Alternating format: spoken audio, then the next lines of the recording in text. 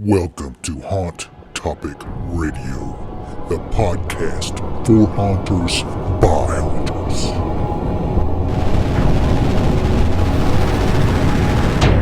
These are our scary visions. Influencers, which I think are going to become more important because of the trust crisis that everything is creating. So I do think still having the influencers and having some budget allocated to that, where they're making a real piece of content at your attraction and they have access to an audience that trusts them, I still think that's going to be even more critical this year because of the whole AI trust apocalypse thing. Welcome back to another episode of Haunt Topic Radio. In this podcast episode, we get Philip Hernandez on from the Haunted Attraction Network. Of course, Philip has been on before. We try to get Philip on at least once a year to kind of keep us updated on what's going on in the haunt industry. A little bit about Philip, what he's been doing this last 12 months. We also talk about off-season haunts, how to get started in those. Are you spending the right amount of time on social media? What social media platform should you be using? Is TikTok still good? What's Philip doing about TikTok right now? Marketing, having media nights at your haunted attractions, public relations, things that Philip's seen around the country, and lots more. Philip is packed full of information. We love getting Philip on because he knows a lot of things about a lot of things. So tune in. We also want to invite you to Trans World Halloween and Attraction Show. Unfortunately, Daryl will not be able to make it this year. I will be there. Some of our help will be there. A whole new redesigned booth. We're going to have a corner booth this year. Sometimes it's kind of hard to see us where we're at. So we're trying a corner booth this year and see what the corner. We're redesigning the booth right now. Trans World is March 26th to the 29th in St. Louis, Missouri. Go to haashow.com to sign up. We will be at booth 1434. Swing by and say hi. Well, let's roll into it. Our interview with Philip Hernandez from the Haunted Attraction Network. Because Mr. Philip here he's quite the traveler. He likes to go different places and see different things. Philip, how many places have you been this year anyway? This year, it's just February. Oh, well, so what, okay, only 30? So it's the last 12 months. Oh gosh, I don't know. Lately I've been like, what day is it? Where are we? Is the Trans World here yet? I don't know. Man, it's coming up close though, man. It's like almost next week is middle of February. So, because February's got 28 days, 29? Yeah. Yep. So it's a little more than a month away. Yeah. I know. It's been crazy. Yeah. I was trying to think of Halloween last season. It becomes a big blur. I spent a lot of time on the East Coast. Yeah. Well, Midwest / East Coast, like driving around the Chicago, Pennsylvania, Maryland, all that, Detroit and Michigan, all that kind of block of places there, Ohio, going from there. Yeah. How much time do you spend driving? Last Halloween season, it was a lot. This year, it's the goal is to make it much less because, it's like last season when my someone invited me to go up to see their haunt in Medford, Oregon, and I was like, yes, I can just drive there, and it's only 12 hours. So I don't need a hotel. What? You just drive, it's a straight shot. And then you're in it and you're like, oh, wait a minute. Yeah, that's harder than you. So for people out there that may be tuning in for the first time, about you, kind of give us, who are you and what do you do? My name is Philip and I run the Haunted Attraction Network. I also am the CEO of Gantom Lighting and Controls, and I am a freelance journalist. Maybe not the right, but I'm a journalist, and I cover not just haunted attractions, but I cover theme parks. So I think my beat, I guess you would call it, is more like the seasonal events that happen at attractions. So Halloween, of course, being one of them, but I cover a lot of the seasonal temporary activations, any of that kind of stuff. So I work write for a lot of places. I just turned in, I have 3 articles due for print publications this week. One of which I just turned in, 2 of which were the first drafts were rejected. So we're working on those. But yeah, so I write for magazines, Attractions Magazine, Interpark Magazine, In Park Magazine. I have some work going out to a few other publications, National Travel Magazine, a lot of those places. So, yeah. So, and then the Haunt Space, the Haunted Attraction Network is probably what people know me from in our weekly newsletter and our videos and podcasts and all that kind of stuff. You do the filming and stuff at some trade shows too, like the video and Yes. Yeah, through the network, we'll, like we do vendor interviews and things like that, and trade show documentation like we did last year. Made a nice long vendor overview of a lot of the interesting vendors at Transworld. Yeah. and a lot of your social media sites have quite the following, correct? A lot of likes and views.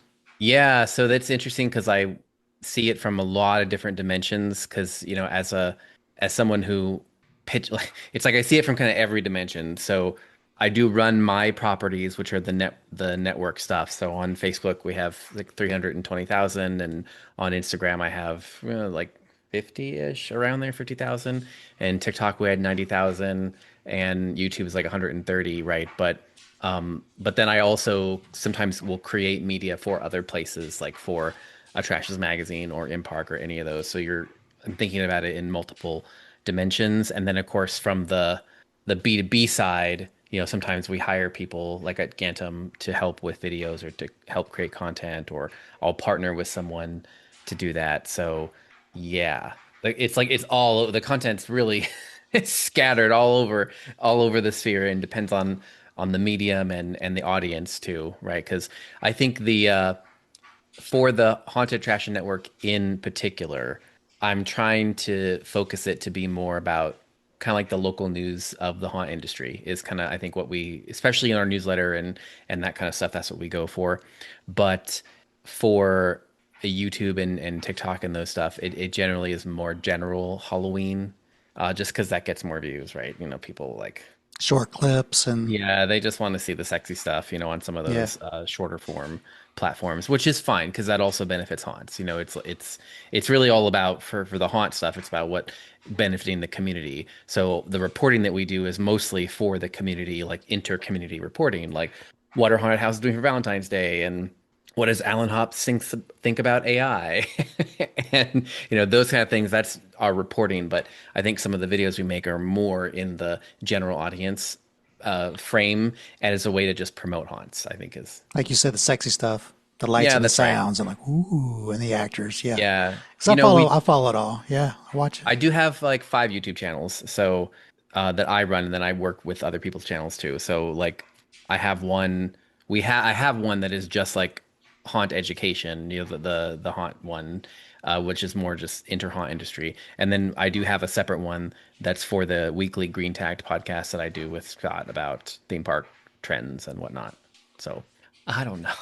So you do a lot of things, and Yeah. I I listen to the podcast, and I listen to Green Tagged as well, Yep, with Scott and I and read the I. newsletter and the email. You used to do Haunt Journal magazine, which I miss, but We're bringing that back. bringing it back. Okay, all right, I don't good, know if I've good. told anybody. Oh, this might be breaking Oh, news. breaking news. Wait, do you can get a little audio cue like dun dun dun. Yeah, I don't have one of those. I'm not fancy. Come on, man. Uh, yeah, Slacking. so we used to do the Haunt I can Journal edit it in. like a long time ago, maybe 2014, 2015, around there, right? And then we transitioned it over to Seasonal Entertainment Source. And because even back then, at that time, and this, we were, as an industry, we were talking about should haunts expand into Christmas? What could they do for year-round entertainment? That kind of thing.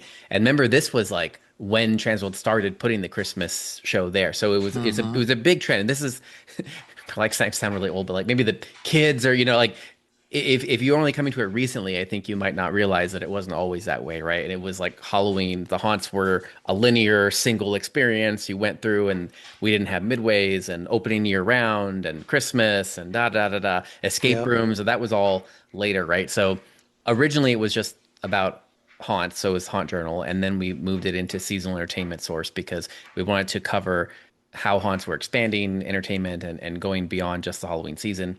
And then we just ran out of budget during COVID because everything was a time. So that stopped in 2020. But I am working on it right now, actually. We are working on bringing it back. We're not going to put out this next edition until the end of the year, so it'll be after Halloween. We're going to target November for IAPA for the release. But I'm actually working. We already have one of the articles done, yeah, already, and so we're going to lay out on it. So that was the idea, is to kind of get it done early and in chunks, and to be able to talk about kind of each season and what people are doing for So is each it back season. under Haunt Journal?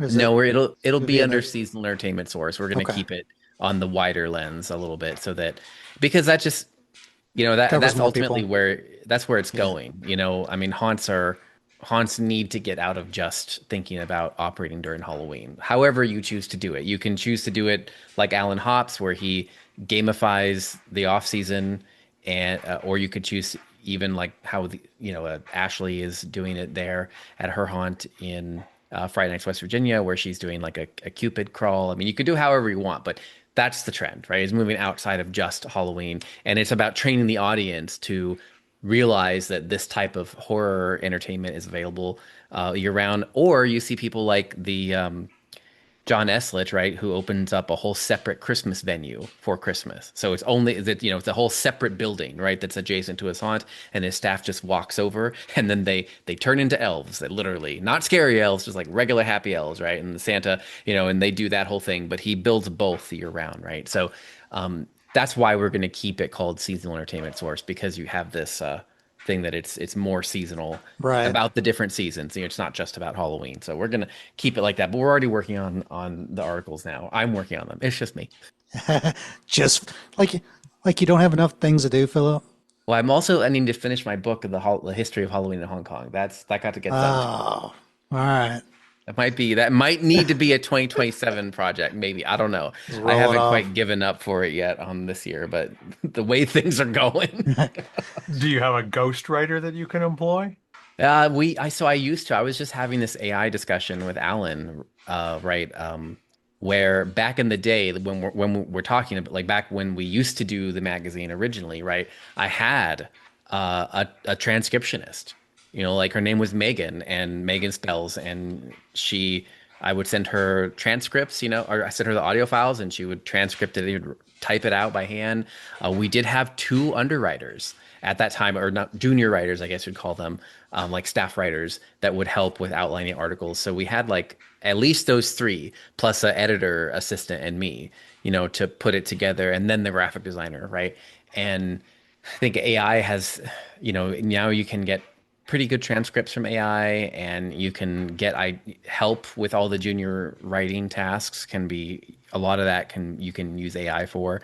So you still need like the editor, and then you still need me, but it really has shrunk down the team for sure. So This podcast episode sponsored by Scarlet Badges. We always were looking for ideas to get those actors to take it to the next level. I really want to do something that they can use more than just a meal, or they can use more than just that a boy, that a girl. They love this stuff, but it's not really promoting a haunter. And then I sit down, Scarlet Badges comes out. That's when I realized this is amazing, because not only is it giving them an attaboy, but it's also promoting them all year round. And to promote somebody, to give somebody accolades all year round and have them be able to wear it on their shoulder with pride means a lot. This right here says this is who nailed it on this day in this year for the rest of their life, for the rest of their haunting life. And that's what I really love about this product, is you're able to give haunting to somebody an attaboy 365 days a year. And so hats off to you guys. I think this is a great product, and I wish you the best of luck, because it's awesome. Get your Scare Badges at scarebadges.com.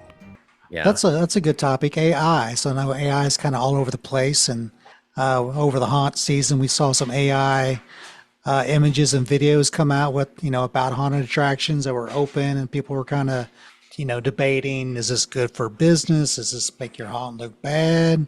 What do you think about AI using that way? I know there's a way, like like you using it. We use Yeah, that same way. Give me ideas, that's right. concept art, something you can build, something you can work with, and give you an image, and then you can go design it or something. But what do you think? Yeah. I've talked to a lot of people about this. I had thought about, again, I, I've been trying to figure out how to eliminate some stuff because there's too much on my plate. And that was the problem with last year's Halloween. But I was going to potentially pitch a topic at Transworld about AI usage in haunts and do it as a roundtable style. But I didn't end up doing that. But instead, what I've done is I've talked to a lot of different haunters about this topic, and I've gotten a lot of different takes on it. Because I want to put together an article about it, and it's very interesting because it's very divisive.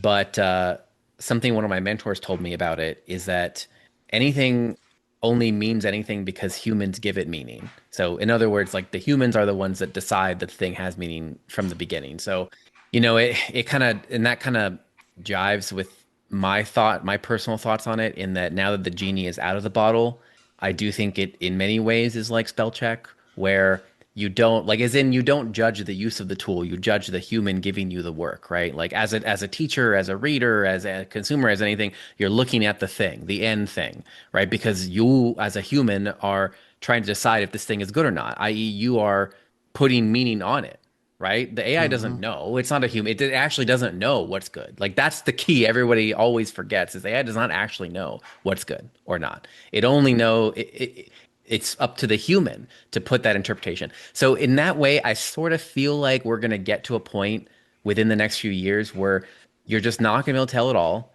And because of that, you're just going to end up judging the thing in front of you as good or bad. And it will be then, you'll judge the book. Is this a good book or is it not? Does it really matter if it was AI? I don't know. Doesn't really matter. Is it good or not? So I do think that's by proxy, what that's going to do is push up the baseline quality of everything, like of literally everything. So it's going to be like bad artwork isn't going to cut it anymore because, right, if you could just use a thing to make it, then that becomes your baseline, which means the overall baseline is like higher. So kind of reminds me, I think, a little bit like the conversation I had a few years ago with the mask makers at Transworld. We did a story about masks, and George over at Immortal was saying how they sell way more masks to cosplayers than haunters, and there's resistance in the haunter market. But from his perspective, now that the end consumers can just dress up like they own masks, their own silicone masks, like they could just, you run into silicone masks everywhere at cosplay conventions and whatever. It's like, because the baseline is lower than he thinks haunters needed to actually improve. And the ones that were still using like Dollar Tree masks, then he's like, there's no excuse for that. I think it's sort of like that, where we're gonna get in 2 years to a point where like, was this made with AI? Maybe, probably everything has some AI in it in some way capacity, but it kind of will be like, well, then it's just up to if it's good or not, and the level of what's good, I think will raise. Now, between now and then is a big that's a big thing. I think where we are right now, like pulling it back into the right now, like the February of 2026 thing instead of like 2030, right, which is where everybody is saying we're gonna crest over that hill. I think now in like this Halloween season, I think that if it is clear that you made it with only AI, then again, it's that quality thing. People are now pretty good at being able to tell if that's AI or not. And I think that if that is it, if that's all you can do, I think the haunts are going to be penalized for that. Like I should be going to your website and I should be able to see what it actually looks like at your attraction. Now, again, that comes more with the AI thing. Like, could you use AI to help edit your photos? Yes. Like, if you take a real photo of your character in their Valentine attire, and you can use AI to help you with some of the editing or help you with coming up with ideas or whatever, any of that stuff, I think that's fine. And it should make your product then look better, right? It should make the end photo look better. But even now, when I'm writing my Valentine article, this is a great example. Like, when people sent me their press releases, one, like if I could tell the press release was written by I kind of didn't use it, and I read it, and a lot of them kind of didn't make any sense. They just didn't say anything, right? They just were like, it could have been a single Well, sentence. We're opening Yeah. for Valentine's Day, but if you're like, what are you doing? immersive Valentine spooky. Okay, that doesn't mean it. It's just words. It doesn't mean anything, right? Or so you get that weird element. So I didn't use it. And then I would say most of the haunts only have AI generated Valentine content, which I didn't use either, because like I'm not gonna like this is a perfect example because me as a news person, I'm not going to write an article about your haunt if there's no real pictures of what you're actually doing for Valentine's Day. Like, and you just think about it, why would I do that? If you just turn the lens out and be like, well, why would a local news station just download our, AI spooky thing and then just repost it? Because that doesn't make them look good either, right? It makes everybody look bad in the chain. So we're not going to cover it. The At haunts I that did. point, AI is the microplastics of intellect. Yes, that's a great way of putting it. Yes.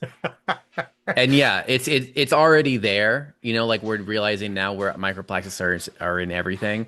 So it's already kind of in everything. I think it's just you're like, wow, we really shouldn't, be putting boiling water in this water bottle, and letting all the plastic melt into it and drinking it. That would be pretty bad, right? That's kind of where we are right now. Where you're like, oh, this is really AI. We're not going to use it. But when I talked to Alan about that, I did ask him. I'm like, what like, and he had a great perspective where he's like, sometimes a haunt just can't afford to do it. And if a haunt can't afford to do it, then an image is better than no image, and also if all they can do is just, they don't have a great background, they don't, they just put the character there and they don't know Photoshop, but they can take a picture of the person in front of a black backdrop and let AI, make Fill it in. make it look cool and then put their text on it. He's like, what's really wrong with that? I'm like, I guess nothing. You guess. I mean, yeah, it would be great if everybody had a photographer, but the reality is most haunts don't. So, gotta think about it in that way. But I do think that right now in this Halloween season, I think for me the rule is if the thing is holy and obviously AI generated, then it's not good. Yeah, don't show me a clean cut video and pictures, and then when I get to your haunt, it's black plastic and Yeah. spirit props. It's like And yeah, that's right. And I think that keep it the now, same. and what I would do if someone's doing that, I would flip it on them and say, now again, back to the tool use. Like at this point, go take a picture of your haunt, like with your cell phone, and then just Yeah. and Clean then it up. clean it up, right? And or the same thing as Alan said, take a picture of the character and then just you can have it change the background, but at least it's the character that you're going to see at the haunt, or at least, I mean, so I think I would flip it on people and say now there's really no excuse to do a better job. And even to the press releases, who, what, when, where, why. Okay, if that's not in your press release and you have AI to help you, God, there's no helping you. That's and like so many of them that I got where I like, this doesn't make any sense. Like the words don't say anything at all. And then I can email them back and say, can you tell me what's actually happening at your haunt? What do So you actually... copywriters aren't extinct yet. So Oh goodness, no. No. yeah. No, but on the flip side, I do think there's no excuse now. Again, we're talking about this idea of scaffolding, right? Of upskilling slowly, yourself, because ultimately AI is also right now the AI that I think we're talking about, which would be the LLM models, which would be ChatGPT and Claude and Gemini. Those things right now are really only as good as you are, because it's back to that thing where if you don't know what good writing is, you don't know that it's giving you bad writing because you can't tell.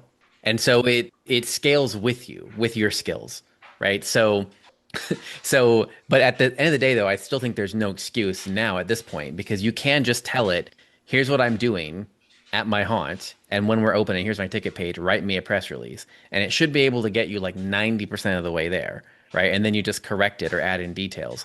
So now if someone's like, I don't have time for a press release, or I don't have time to take a photo or this or that, then it's really like, but I don't know what you're doing with your time, because this should take you like 30 minutes total to do your photos and your the whole marketing kit, basically.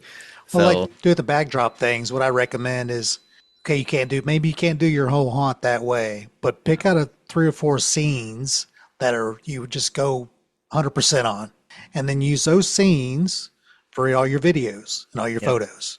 And then, then you're done. Hell, you can choose one good scene and light it differently and use different, but, well, that's kind of, I know it's been all over because I posted one in the Hunters Toolbox group about AI, and it was don't use it, and Yeah, I know. there was people that do use it for the right things, but I know the examples. There was I just some think, haunts that used it, inappropriately of over the haunt course, season. I was like, I saw that everywhere yeah. this haunt season. Like, and it does make me not want to go. Like, Do you I'm think sorry.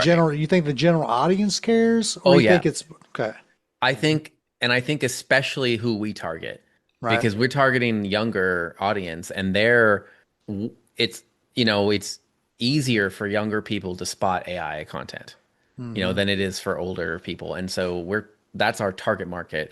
And so I just think that's I'm already getting tired of AI generated videos, and yes. I've heard conversations where people are going to get tired of AI and they're going to want real experiences, real haunted Yeah, so attractions, theater, real music, because oh, you but know, besides that, also on the marketing side, Meta has already said for Instagram and Facebook, they have already said that the algorithm will be prioritizing content that is obviously real instead of AI content.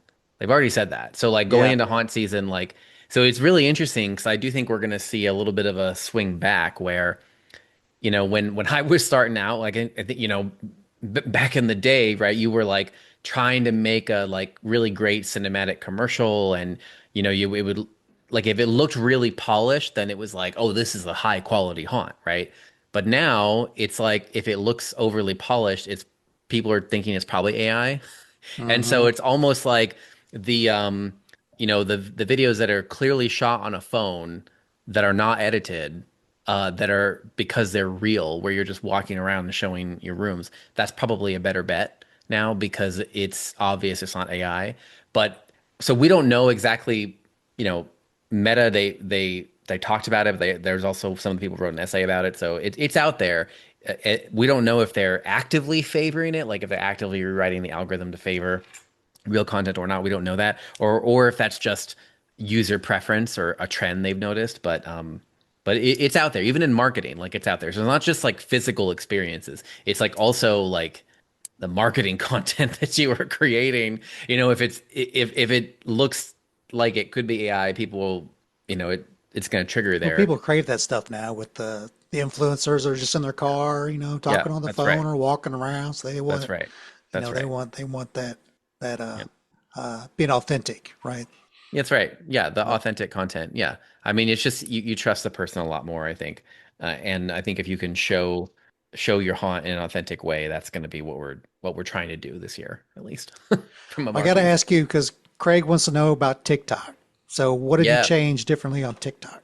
I deleted my TikTok for now, Okay. off my phone. I left the account there, but I deleted it for now. So the background on TikTok is recently the sale was completed, right? So it's gone over to Oracle and they're doing migrations or whatever. The interesting thing is that China still has access to the data. So that's still so it's kind of like if that was your concern, if you as a business or whatever, if that was your concern, that's still a concern. So that hasn't been resolved. But also because of the migration, there's been a lot of like weird issues, right? Like, and I think that's what like Tyler and some of the other marketing people were talking about. Because I was trying to post my regular videos on our TikTok and all of them were getting declined for content violation or whatever. And so it's just that because they're migrating over. And what I understand is they're trying to retrain the algorithm, uh, because they didn't get the rights to the algorithm, so they're trying to retrain it. So the algorithm's supposedly going to change, but it'll be less good. And right now, because of the migration, there's a bunch of errors in it. So like I think, and plus also the way they're collecting your data, they're collecting a lot more, and it's going to Oracle. So basically, I was like, I'm not going to leave this on my phone while you guys are figuring it out. Right? I'm going to wait until everything like settles, and then like they're going to put out new content guidelines, or they're going to figure out their ad thing or whatever. But like I think right now you need to just let it settle because it's too much. Like it's, to my opinion, it's wasted energy right now to be trying to follow what they're doing rather than just waiting until they're like, okay, we fixed all the bugs, everything is good. Here's our new content policy, here's our new advertising thing, whatever. I'm just gonna wait for that. And in the meantime, though, I'm not gonna like let it sit on my phone and collect a bunch of data because it was taking up maybe 10 gigs. There's no reason. I don't even know why. I Yeah. mean, it was crazy amount of data. I'm like, oh my God. So that's just my own sanity. I'm moving it off my phone just for that reason. But um, I would say for the haunters though, here's the thing, because they're seeing plummeting numbers.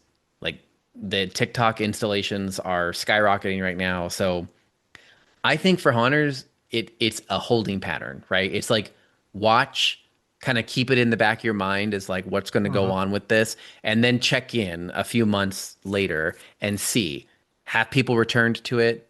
Is it still getting the daily users that it used to? What did demographics shift at all? And then did they fix these content issues? Because everything we post, like horror related, was like ultra banned. So we're just waiting. Like, are they going to fix all these content things? Are they going to bring back the advertising for this type of stuff? And then are the people we're actually trying to target actually going to still be using it? Or did they move somewhere else? And where did they move? And I'm telling you right now, Instagram is going to be more important.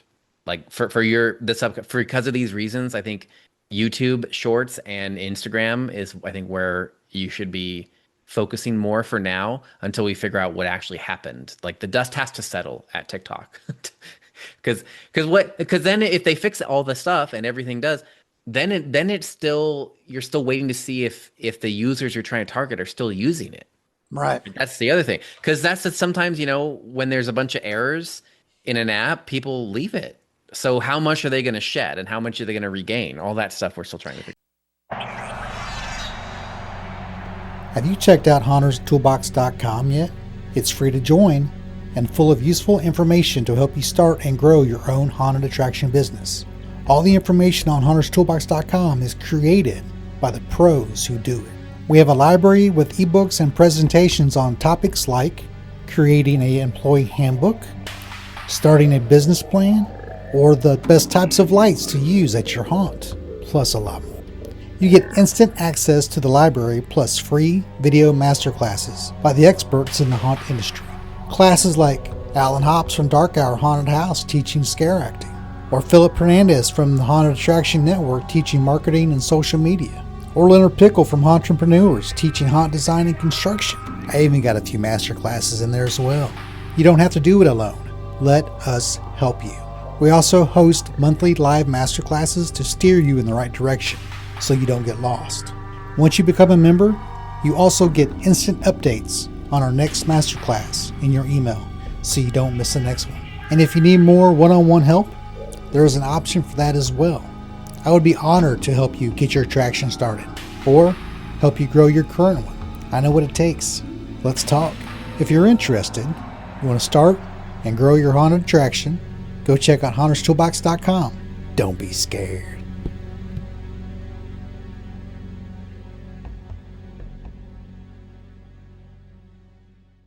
Is the targeting and the ad buy stuff better on Instagram and Facebook? Yeah, it is. Especially Yeah, you can just target because of the data. locally and Yeah. Well, you can do everything. I don't know much about TikTok, so I've never Well, just because it's downloaded all it. So. everything is integrated with Meta. So and also Meta is investing heavily in AI to supercharge their ad serving, right? So I think right now it's a better bet because they have the whole ecosystem, right? They have WhatsApp, like Meta has WhatsApp and Instagram and Facebook, right? They have a whole ecosystem. So even if they know so much about the users, I think that makes your targeting a lot easier on there. Plus the new AI features they're dropping. Plus they're also dropping some new features that TikTok had, like the ability to put links directly in Reels. So if you have like a reel going crazy, you can put a link in there. I mean, they're like trying to take advantage of this TikTok nonsense. Clearly, to try and get in there. Yeah, straight to buy a ticket. Buy a ticket. Yes, Click. that's right. Right that's there. Right. Yeah. Yeah. So Yeah. So if you had three places to spend your marketing money on in this haunt season, where would you spend it at? That's hard because I still think a haunt really needs to look at their paid advertising, right? And I don't really do that right now. I'm mostly on the organic side, so like PR, influencers, that kind of stuff. So I think again, you do need to have a direct budget. I would say for most haunts, they should be looking at doing that direct targeting on social and do your AdWords, fine, your Google searches because Google is not dead. Actually, their searches are increasing now with the Gemini integration. So they've completely flipped that narrative. So search is still important. Doing targeting through social is still important, but I don't do that personally. Like I'm not an expert in those items, but I would say those are still very important. And then you have your influencers, which I think are going to become more important because of the trust crisis that everything is creating. So I do think still having the influencers and having some budget allocated to that, where they're making a real piece of content at your attraction and they have access to an audience that trusts them. I still think that's going to be even more critical this year because of the whole AI trust apocalypse thing. Well, George was talking about your media VIP night idea that you've talked about on our thing before. He gets great coverage in all media, traditional and online. So, would you talk a little bit about the media night and how that works? How do you set that up? Yeah, I think I've done it a lot of different ways for different haunts. I think no matter what, no matter the size of your haunt, like no matter how big your haunt is, you should be doing a media night. And it's because it gives not really a deadline, but it gives like a time frame for the media, which kind of helps you with the media, right? Because I've tried it where we haven't done it and you don't get as much coverage just because even if they don't attend, it's a date that's like in there. And so it kind of feels like a deadline in a way. So I think you need to do one regardless. I think you need to think about it's like you should have a media plan for your haunt. So before you even make your media, like you should do a media night no matter what. Okay, that's A. But B, before you even get to that point, you should have a media plan for your haunt. By that I mean talking with your creative team and whatever when it comes to filming and it comes to all that kind of stuff. Because that's going to come up in the media night and you're going to get asked it throughout the season. So you Film need early. Film early. yeah, or just be prepared, right? A lot of, I've done haunts all over like literally I worked with places as big as Hershey Park to down home haunts and even, like Hush in Detroit and every level in between. So that's up to, honestly, it's like up to the haunt. You just have to understand who you're inviting to that media night and what they want. And like because I think that the term media has gotten really loose, recently the last few years, Does right? that include So influencers too? But influencers be on yes, media night? Okay. yeah. But again, that's back to your media plan, right? You really need to think about what these people want, right? If they are traditional media, a lot of traditional media don't really like if you're local TV news or that, they probably don't have someone that can come out to your haunt. So you might think about having a B-roll kit ready for them that you can just give them, and maybe they could just play it during one of the morning shows, and then the host can just yammer about it for 30 seconds. I don't know. You really got to think about the list you're putting together. Okay, so you have your local media, radio. What are they going to want? Local TV. What are they going to want? Are you going to have time to do in studio appearances if you get that or not? Are you going to do radio spots? Do you have, what materials do you have? So I would you're thinking of all this, right? You're making your media plan. What do we want to push? What are we going to do? Are we going to allow filming? Are we not? All this kind of stuff. And then you are building your media list of people, right? And you have your traditional people, you have your newspapers, you have your traditional, all those people, newspapers and blogs and all those website people are going to need press releases and they're going to need story pitches.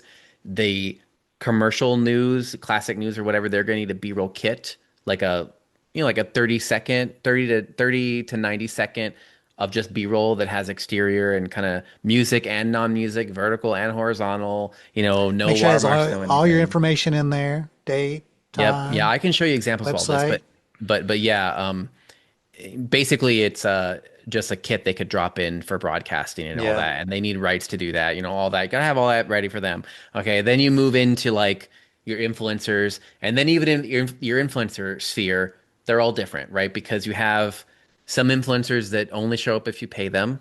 Then you have some where they only make money if they can make an 8 minute or longer YouTube video, right, of your attraction.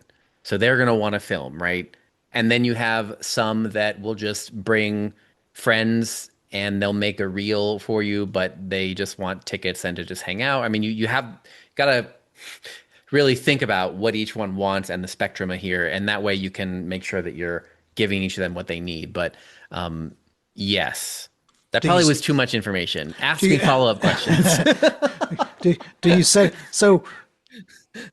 So you send an invitation out, like a press release Yep. and a link to photos, videos.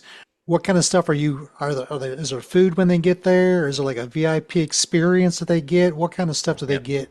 Okay, that goes back to thinking about your media plan And what they and want. really like what they want and also what your haunt can do, right? Because some haunts can't do filming, some can do VIP, some can't, blah blah, all this back and forth. It really depends on what you can do. I always encourage you to give as much to your media as you can. The haunt always pushes back by saying, why would we give them a VIP ticket or give them food or whatever? It's so expensive. To which I then reply, then why did you invite them? Where it's kind of like, To me, then it's a that goes- trade-off. It's kind of like That's you're right. bartering. It's like, so then it goes back to so I'll give you a rough budget, right? So for someone in the 10,000 follower range on just one channel, say 10,000 on Instagram, you should be paying them maybe at least $150 to $300 for one reel. So if you just back that, if you get them a VIP ticket, how much is that? Like probably not 150. I'm not sure very many haunts charge that much for their VIP tickets. So then you're like, well, let's throw in some chicken strips or something. You just got to like back it out and be like, are we giving them enough perceived value? right. And then if you don't think it's worth it, then take them off the list. Like you're better at making a list of 10 people in your area that you think will really, really be great coverage and just pursuing them, like courting them more and being really, really happy about it than you are like, let's invite everybody, and then you're gonna like resent them. I mean, like, and then this whole thing about requiring them to, you can't require them. Like, you can't unless you're paying them. This is my stance. Unless you're paying them, you can't require them to post. You just have to let the experience itself be so good that they want to talk about it. Right. That's So you better be you better be good. so like, and then you get into like what you can do for them on the night. That really depends on the haunt's capacity and also on the media, right? Like, but a good rule of thumb is if you're not giving them maybe a good example is to just give you an example. So when I went to cover the opening of Netflix House in Dallas, their media team did an excellent job. So did the Hershey Park team for Dark Knights, but in both cases they did like an excellent job where the day of the media or the day before they give you a kit, and the kit is like, here's all the facts about everything, and also here's B-roll. And inside the B-roll is like clips of like the team or the executive producers who are just giving the talking points, and TV can grab that, whatever. So you have a drone B-roll shot, you have B-roll of inside, you have the Netflix executive talking about whatever, giving the talking points. And then you have photos of each area and of the food. And then you have a full information kit, menus, prices, everything it's offering, everything. So all that is delivered to the media. Okay. So like, we don't got to do any of that. So then what you can do is you can book like appointments for the Netflix executive, right? Which I did. And they record it for you. And you give in like 10 minutes and you sit down and you do the interview and they record it for you. And then they drop it to you, right? So you have, they control then the production value and the narrative, right? It's not up to like me bringing my cell phone or whatever nonsense or anything. It's a nice version. You get your questions. Questions have to be pre-submitted. It's done. It's great. Do that. And then from there, it's really just, since you already have everything ahead of time, all the data, you're really just enjoying the experience / like asking anything additional that you need to clarify on for whatever story, that you're working on. So Hershey Park always does something very similar where they send you all the facts and all the information, and then they make their creative leads available for interviews, and then they book appointments with you and allow you to do that. They don't allow any filming though there unless you have an escort, and you have to do appointments for that and figure that out. So that's what I mean, where I'm like, each haunt kind of, depending on what the abilities are, they do it a little differently. So pick out what guidelines you want to work within Yeah. and set that. If you don't want them to see certain parts of the house, then That's right. you could That's right. run them out of different exits. Say, no, we don't, that's not finished back there. Yeah. We'll And we'll so give you the first 10 minutes and then you can, that's right. When I did or it for Hush, that's exactly what I did. So we did this last year at Hush, what we did is I put together a kit that had everything that I could get, much smaller obviously than Netflix House and all these big places. So they had the press release, they had details on what all the houses were and all the ticket options, they had the food, there was photos of each food item that we were selling, nice photos. There were photos of real photos of each attraction and each bar. It's like real photos of everything, uh, descriptions, prices, all of that. There was also a 60-second made for TV video, horizontal video that they could just drop into a newscast. There was also a vertical version. And then there was links to old coverage about that goes into Cody's history and all that, the owner's history and all that. So all that I delivered to them before they showed up. And then when they arrived, I gave them a media credential that had a QR code that also linked to that same thing.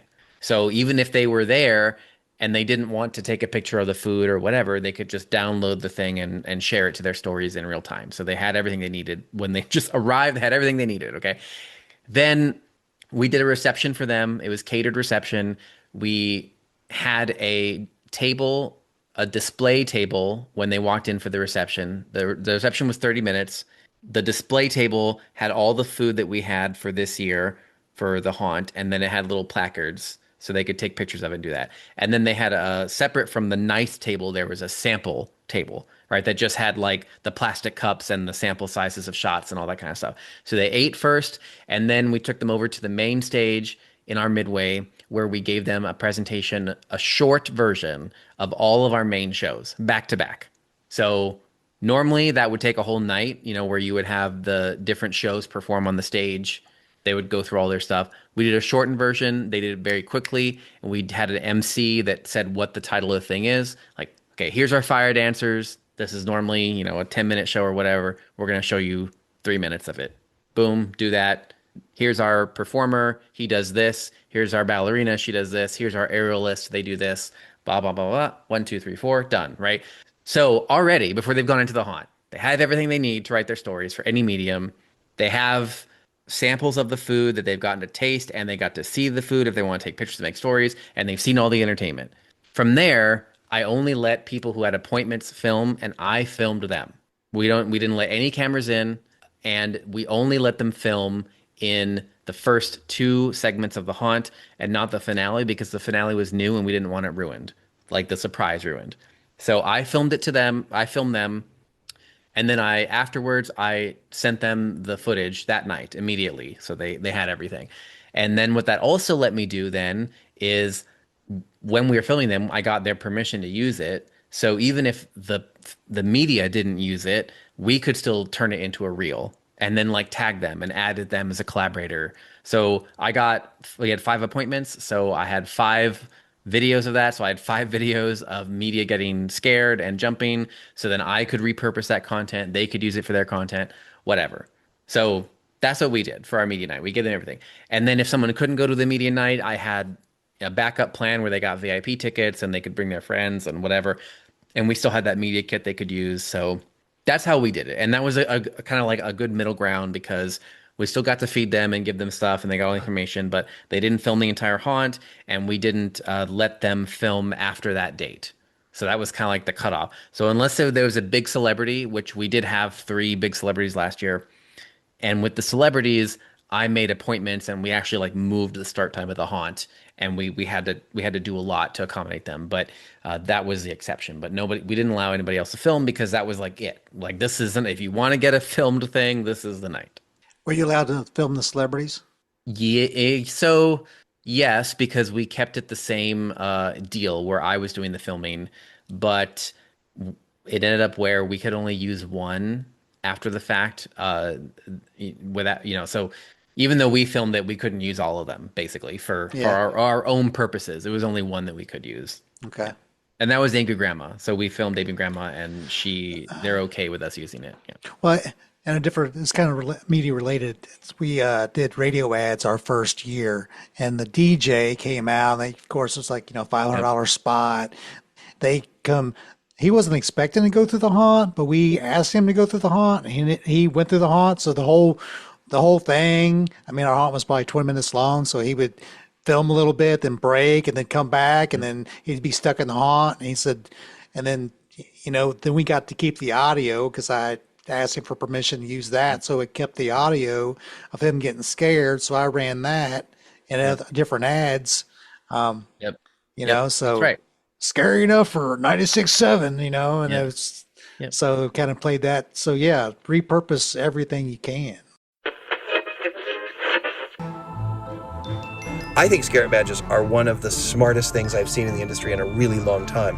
Scarlet badges are basically either pins or embroidered patches, kind of like merit badges, as they are, somewhat named after, from Boy Scouts and Girl Scouts and Brownies, and where after you've accomplished something, you can wear the brag tag of the embroidered patch. Some haunts put them on jackets, some put them on t-shirts, some put them on, with the pins, I've seen them put them on lanyards. But the neat thing about them is they are very specific in what they are rewarding. And they're haunt-based images that reflect what's being rewarded.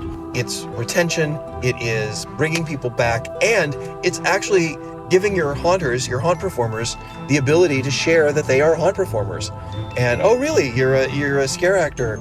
Where do you do that? And then they will insert the name of your haunt right there. So it's also marketing. I've always been a big fan of Scarlet badges. I think they're great. So check them out, scarletbadges.com. No, that is not a paid advertisement. That is just my recommendation. I think it's really cool. ScottSwinson.com. It's a good idea. Yeah, and I think that goes back to what I was saying earlier about like showing the authentic moments of your haunt. I mean, like if you can do the media night and then also capture these moments, these real moments of people having fun, then that also is your content. That's your organic content. And then you also, if it's people your locals recognize, that's even better, and Social proof.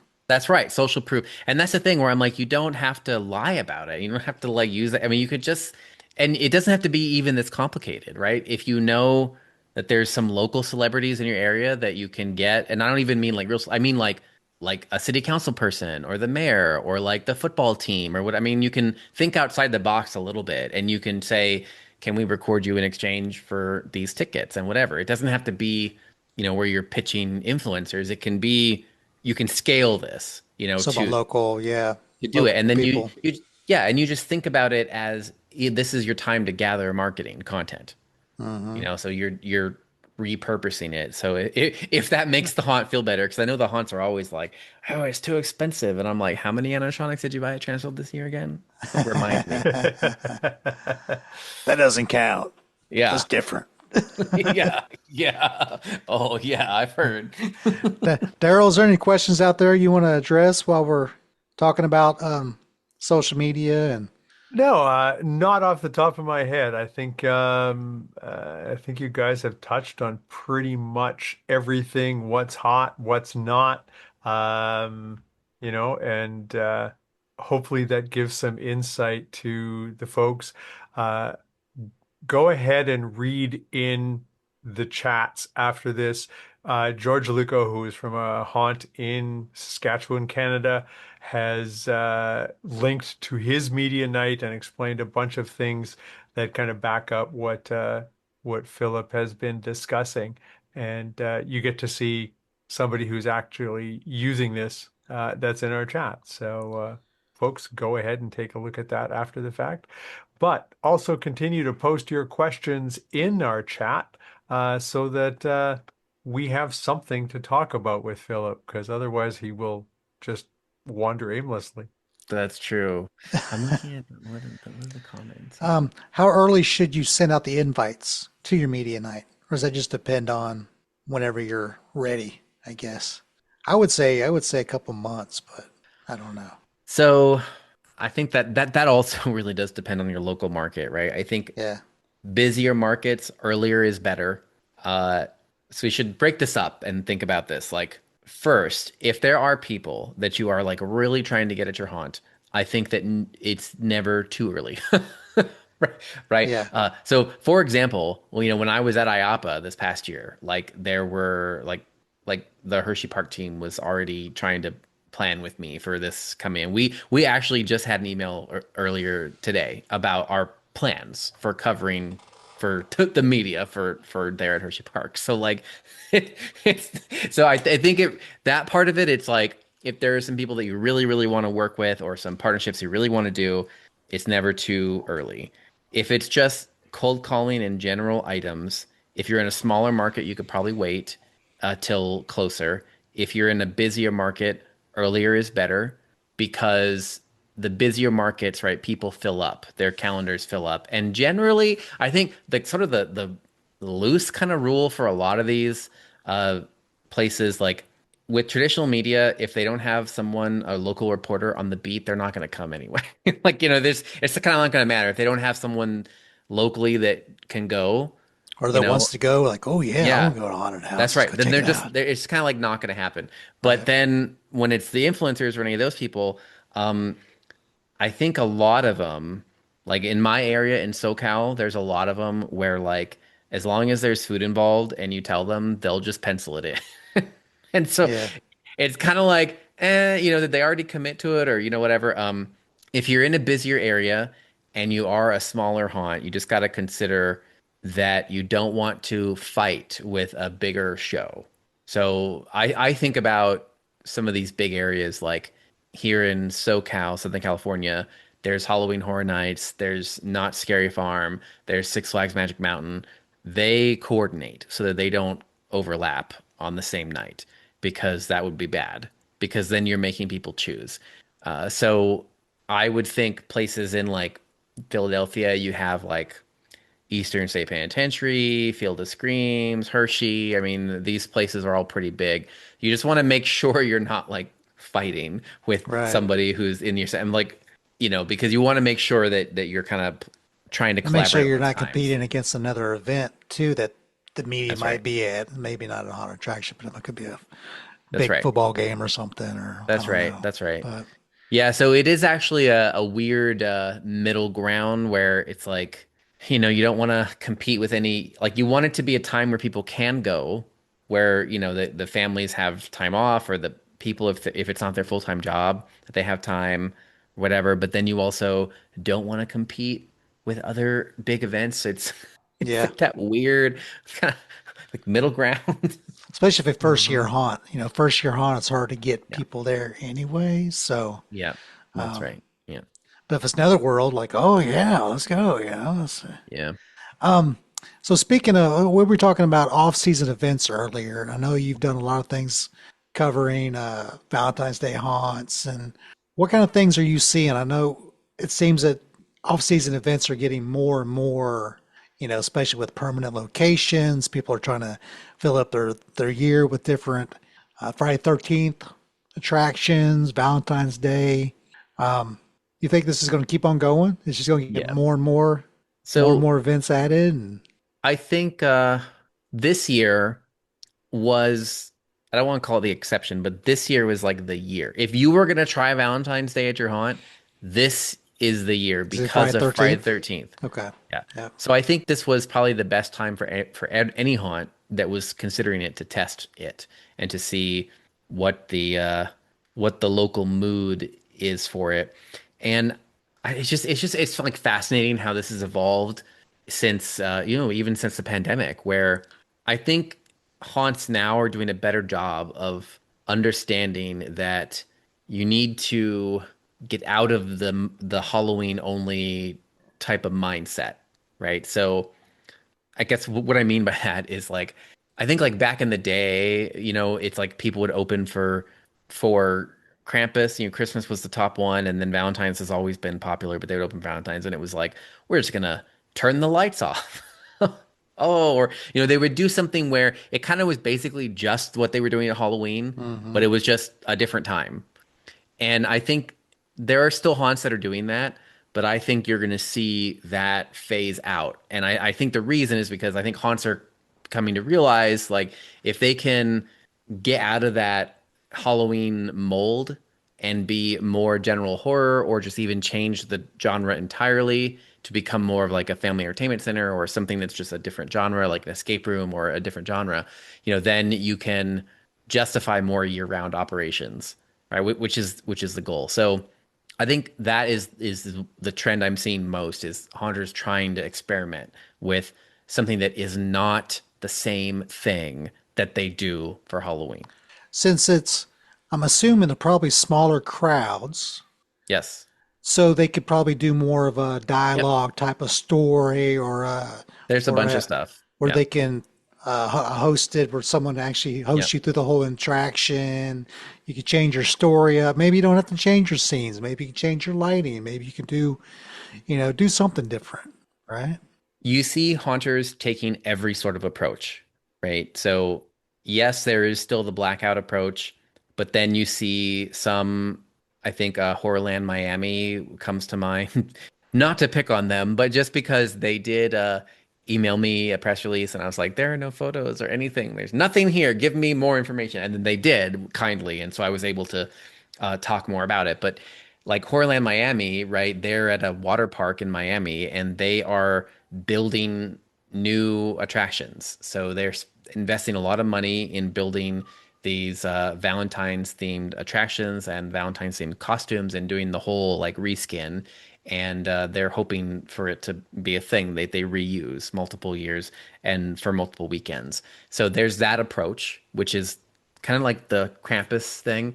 But then you see Alan Hobbs, of course, who's always innovating, right? He is doing a much more interactive version of his old Valentine show, and it borrows elements from his Dead by Dark Hour, which was his usual Friday the 13th show. So basically, it's much more interactive. You have a glow stick, and you're going through the haunt, and he has these special icon creature characters that kind of like have like their eyes are covered by like little growth, like kind of like it's like kind of like bat things with like eyes are covered, so like monstrous things. Anyway, the idea here is that couples go in together. They have one glow stick, okay? So you need the glow stick to see, but if the glow stick is lit, the monsters can find you. And if it's hidden, if protect the glow stick, you can't see, but also the monsters can't find you. Hmm. So it's this dynamic he's playing with to see if people will choose to sacrifice themselves for their spouse, where they're like trying to let them escape and draw the attention of the monster over here, or if how they're going to try and navigate through in that situation. But it's this dynamic where there's a little bit of light so you can still see the scenic, but there's new characters, but it's a whole different thing because it's more of a game, a kind of like a more of that type of escape Kind experience than of it is. choose your own adventure Yeah, choice. and Like, there's dynamics, highly trained actors, dynamics, the interplay between them. There's that. So there's that way, which is an entirely different offering. That's not really a haunted house at all, really. Not at all what they do for Halloween, right? Then there's a whole nother direction, which is what Ashley Long is doing over at Friday Nights West Virginia, where basically she's doing like a love kills thing. So she has also reskinned her rooms and they're all a different take on love. So there's like evil cupids and there's like there's different scenes. And in each one it's the whole thing where they try and get a sticker on you, and if you get sticker on you that means that like the love has killed you in that scene, right? You get killed, right? So that kind of a thing. There's that interactive component, but she's also paired it with a kind of like with a cocktail type of hidden bar experience that also has a like a candy chocolate component. So it kind of wraps all these things together. So there's alcohol and hidden bars with Valentine candies, and there's also Valentine's characters and Valentine's themes and also interactive elements. So it's a whole different type of conglomerate, mush all these things together. And she is up at a ski resort, and so she's hoping to capture foot traffic from the people that are there skiing and spending the night there. So she's hoping to capture those people in. So I think there's a lot more examples that we've been tracking a lot of this, but you can see where like the haunts are just trying a lot of different things. And a lot of them are things that they are not doing during the Halloween season. And I think that's the trend. I think that's also smart because you're not necessarily cannibalizing the experience. you are giving a different experience and you're allowing your customers to come back and maybe get new customers and just trying new things. But it kind of gets you out of that Halloween only mode where you're doing more entertainment writ large. So I think something needs to change in order to make haunt. I mean, haunts are still not that viable, right? I mean, we all know, okay, we all know. It's just it doesn't work. I'm sorry, it just doesn't. It works for us. The margins are thin. The margins are too thin. Yeah. It works for a small amount of people where it's their full-time job and they have a full staff. That's pretty rare. Okay, so something I think needs to change. And actually, I'm writing an article about Jason Egan and his career evolution over in Las Vegas, right? And so Jason, this is a whole separate story time, but it's okay. We're going to go on this little tangent here to illustrate my point. So Jason, when he was 22, moved to Las Vegas after making like 40,000 on crypto, and he just moves with like $40,000 over to Vegas, and he's like, because all they have is trailer haunts, and I think there's a market here for like a good haunt, right? So he saves up, takes that 40, and then he works as a MGM valet, and he like saves up all this money, and he opens up a haunt at a strip mall. And so he finally has a location, all this, and then who comes by but Circus Circus? And they say, we want you at our event. And that is how Fright Dome is born, right? And Fright Dome is like, we all have heard of Fright Dome. 15 years they ran it. He did the first Five Nights at Freddy's thing. He did Halloween. He worked with all these crazy, it got crazy. But then when they were making the lease, they were like, we're just not going to extend your lease. And so instead of opening a new haunt, he was already thinking about this thing we're talking about right now, which is like, it's even there in Vegas and this whole thing, it's too hard to, or it's just not ideal to be trying to make all your revenue in 1 month. Like that's crazy, right? And so he was already having that, and then the lease wasn't renewing. So he, instead of going to the haunt direction, he went to basically make a haunted house, but formatted like an escape room. And that's when he opened the first Blair Witch Escape, and then he followed it up with the Saw Escape Room, and then he just recently opened Escape It Chapters 1 and Chapter 2. And with each one got more ambitious. And so Escape It Chapter 1, Chapter 2, they're two separate escape experiences. Each is 90 minutes long and 16 rooms with actors. And each room has sequences and effects and DMX control. And you're literally going into the Nightbald house. You're going below the sewers. You're being chased by characters from the movie. And so he got the licenses and he's working directly with the studios and doing all that.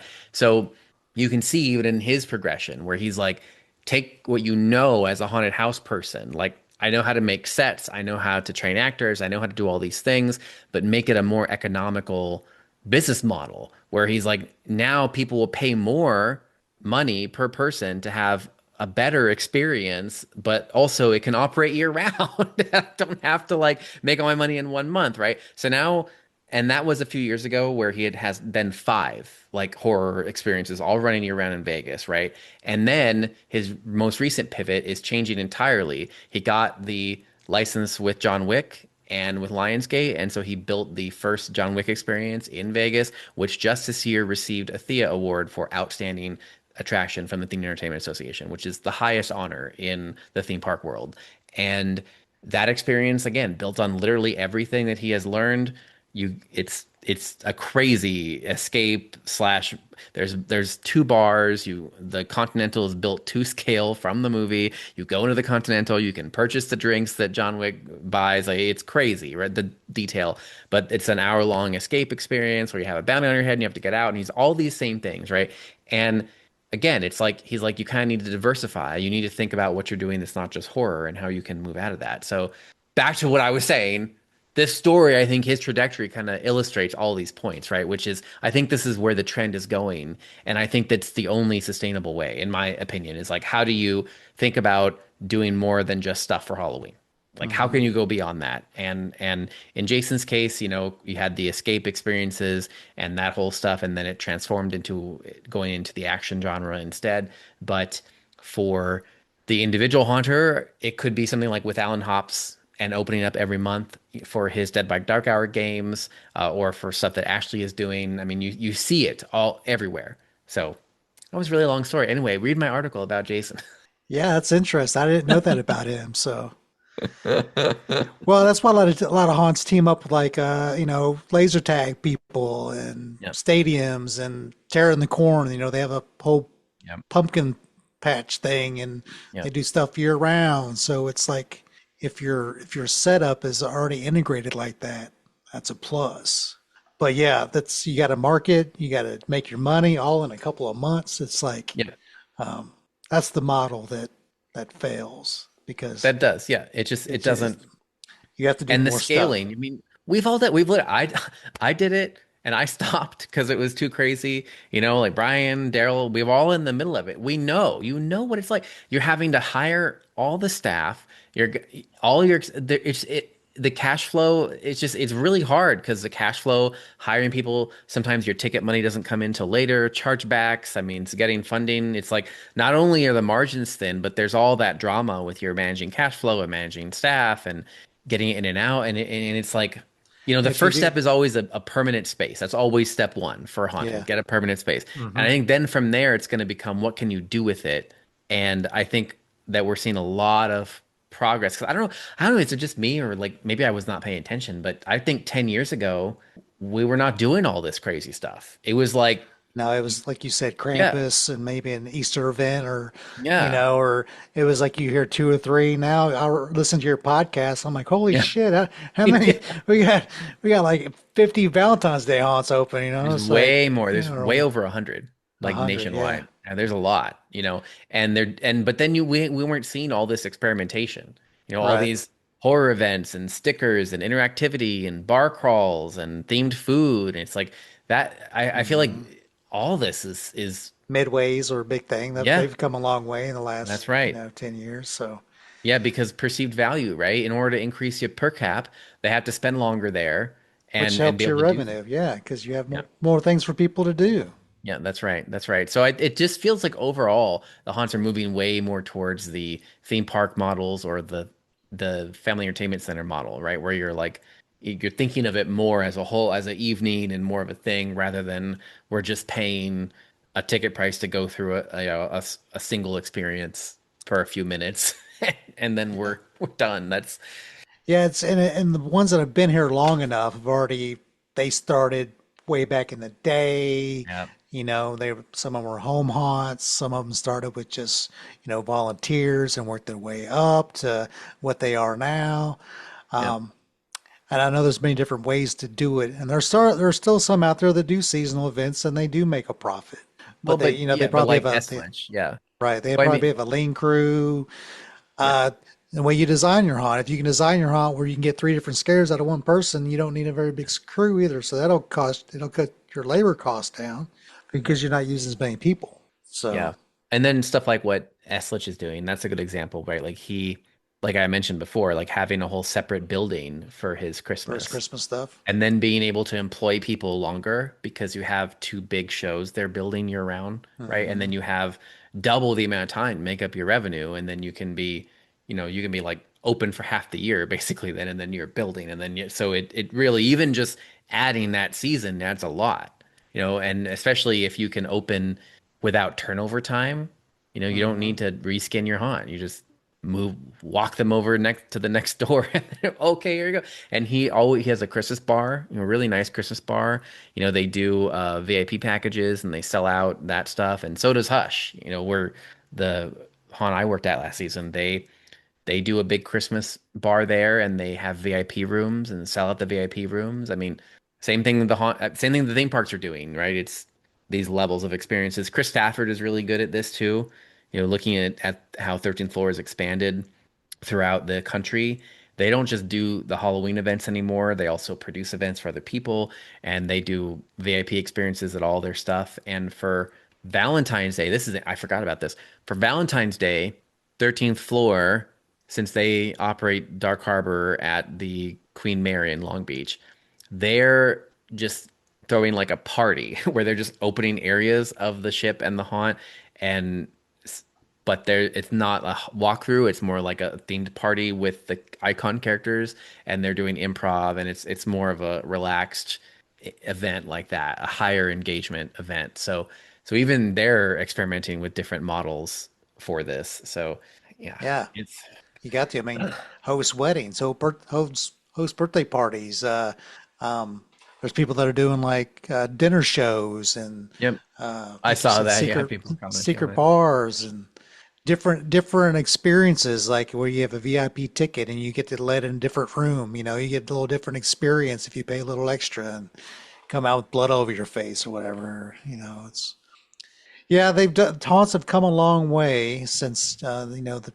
JC days and the YMCA days and Yeah. just the Boy Scout. I know there's still some good Boy Scout. Actually, I think there's some good JC haunts out there too that are still doing it. Their budget doesn't seem to be a big budget, but they got heart and soul because I've been to a few of them. Yep. I'm like, y'all are pretty good. So y'all actors are on point. So we talked about seasonal events. We talked about marketing. It's 8:45. Daryl, is there any other questions in the chat? Yeah, George has got what type of things can be used to help upsell VIP tickets? What extra stuff is enticing for those VIPs and that extra bucks? So I feel like I always go back to the question of like that depends on your area and your audience. But I think it really does. And I have seen the VIP gambit run all over. Like I've seen all sorts of stuff with this, and I think it does. Really, a lot of it does depend on your local market. Like I guess some concrete examples. One of the VIP programs I love is actually at Salt Lake City Fear Factory there, Spencer, where he does like a Rockstar package where it's like instant access and they come and meet you at the gate and kind of like chaperone you around and you get a t-shirt and you get all these things. So it's like a bundle. You get stuff from the bar, you get the t-shirt, you get the instant access, you get the whole thing, right? And that's one option. In crowded markets that tend to have long waits, you see VIP stuff center around giving them a reduced or no wait time. However, I had also an interesting discussion with Alan Hops about this, and he doesn't necessarily like no wait times because he thinks that if the line is a big part of your experience and getting rid of the wait entirely, then they are actually missing a big part of the experience. And that's something I'd never thought of. But so again, that's why it kind of depends on your haunt, right? Is the queue line a big part of the haunt experience? And then maybe you don't want to give instant access. Maybe it's just a reduced access or a through line, a faster wait for that. Or maybe it becomes something like a dedicated room or access to a specific area. The way it works at Hush, for example, is kind of have three levels, I guess. General admission without the bar pass. So they just go through the haunt as normal and they wait in the general line. And the way it does it is the line is outside and then it goes inside. And once it's inside, that's kind of our midway area. So still a linear thing, but just the midway is like, the line is in the midway. If that makes sense. Okay. So general, that's one. Level two then would be they buy the bar pass, which gives them access to the bars. It's like a cover charge, right? So that's a little bit of a different experience because then they can wait in the first bar there that kind of overlooks the regular line. It's on like a raised platform, and so they can overlook the regular line and they can still watch the shows. So it gives them access, right? So that's always a thing you can think about. Is there something you can give them access to for VIP? An extra less crowded place to wait, or a place that has some water, or a thing that you give them access to, right? So and then Hush does have a VIP option, which comes with a much shorter wait too, right? So they can choose which thing they want. But the VIP tickets, it can range through all those things. You could give them, it could include souvenirs, printed photo, any souvenirs, merch shop. It could include food or food packages. It could include access to a thing or an area. It could include reduced wait times. Also, there's, last year Woods of Terror did a whole separate VIP paid night where it included a talk from Alan Hops and from Eddie. So it was a chance to meet the owners and hear from them. But I've seen haunts do a makeup package where the VIP people get to be turned into monsters, Swag and boxes, like yeah, the spy boxes. I mean, there's like the list goes on and on and on. Like there's so many innovative things that haunts are doing. That's why I'm like, it goes back to what does your market expect, and again, what the wait times are like. What does your market expect, and what does your audience kind of want, and where their price point is at. throw a T-shirt in there. Yeah, and because also I think haunts in busier areas have to be more creative versus haunts that are if you have no anyone if no one is around you, you probably could do less of a VIP package, or you could do basic, expedited, and then crazy VIP thing just to get publicity. Right. Like something just insane, like the monster package, or like the become a scare actor thing, or that kind of thing. Right. Yeah, yeah. It's definitely you definitely learn as you get into the business and you kind of see, there's many things that I learned just in the 7 years I was doing it. It was like, and there was things that I wish I had the money to do, and there's things I Yep. wish I had the time to do. But we tried different things.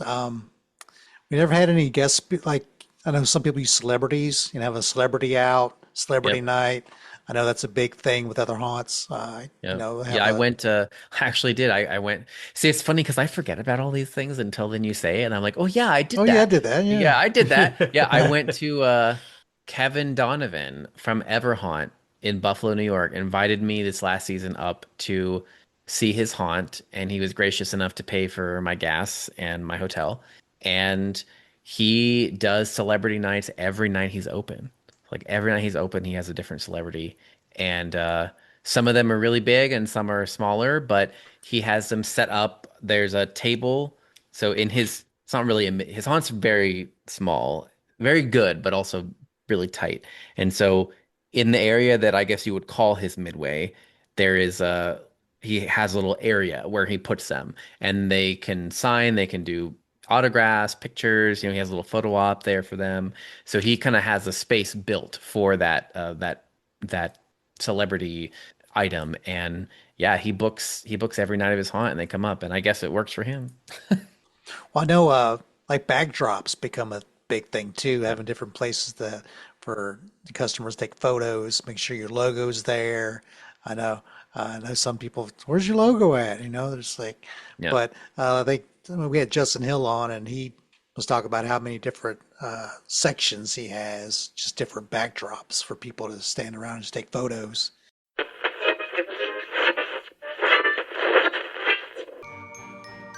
Do you know what causes haunted attractions to shut down before they even get started? The top 3 roadblocks are lack of funding, lack of leadership, lack of resources. As a member of the Haunters Toolbox, you get instant access to the tools you need to start and grow your own haunted attraction business. To get started, become a member at haunterstoolbox.com.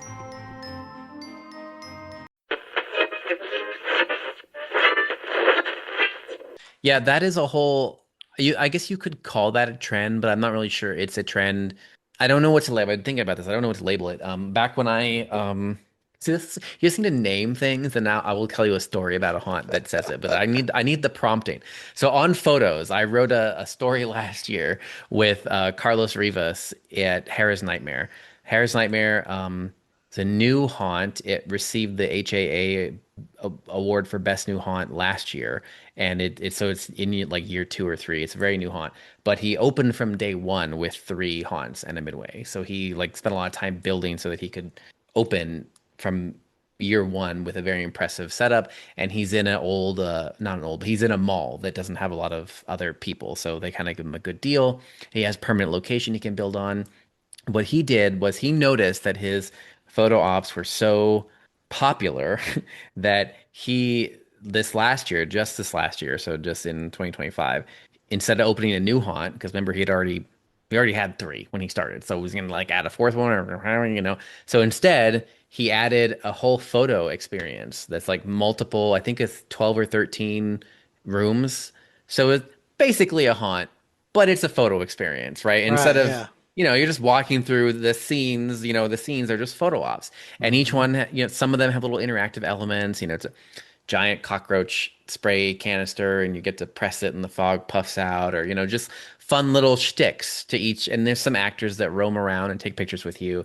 And so that is going to be his year-round element is he has a store that he built, and so he'll be able to open the store and the photo op experience year round, so he can keep a staff kind of running that. And then that photo op experience can just, be a selfie, kind of like a selfie museum thing at a Yeah. mall where you could just go in and he's able to reskin them and work it. But so this hits all these trends, right? The photo trend and the year-round trend and all this operating.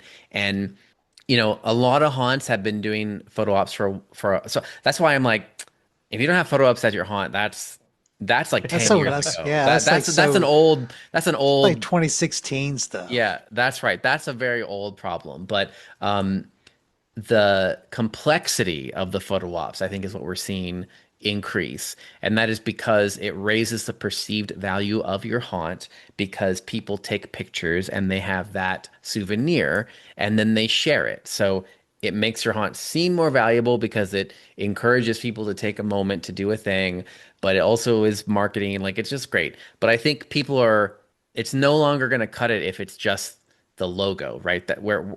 I think the trend we're seeing is photo ops that are much more like engaging, that Hmm. are like whole experiences, right? Like um, Chris Stafford last year at Transworld, I'm sure everybody saw that entryway that he built, Hmm. the pumpkin-o-matic or thing or whatever that Chris Stafford made, right? That Yeah. was that was a like photo experience he had built for one of his attractions. And look at that thing was everywhere. Even the haunters, every haunter had made a video of it, right? And it was everywhere. Yeah.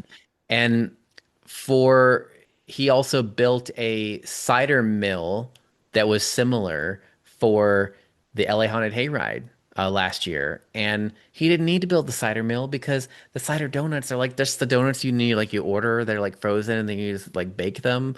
So Yeah. you don't need a mill. It's not like it's a fake cider mill. What's the point of it? Right. The point is just the photo op. That's the point. Yep. And to go viral. That's right. So yeah, I think that's yeah, the basic, I think we're moving away from basic photo ops and we're going into like, okay, how can we make the experiences out of it that then you're the souvenirs, I mean, whatever you photo you took of it or video or whatever nonsense. And some haunts like Carlos are just taking that to the next level by wondering if they could open it as a exhibit or as some sort of a thing that could operate These year are round. you're giving us a lot of good ideas though, because maybe you don't have the budget or the time to make a grand, but you can take some of these ideas and scale them down and implement them into your attractions. So Philip, what are you excited about in 2026? I don't know. You have so many things going on. So, I mean, what's your favorite? What are you looking forward to the most this year? I don't know. I kind of have no idea. Like I said, I think, I want to spend more time doing great work on stories I'm interested in. Instead of like, I don't know, I feel like I've been in this, how many haunts can I get to? And you're just, it's almost like it becomes repetitive, where you're like, go to haunt, get interview with human, edit thing, post thing about what human said. I mean, it's very, I Hmm. mean, some of that is neat, or there's some.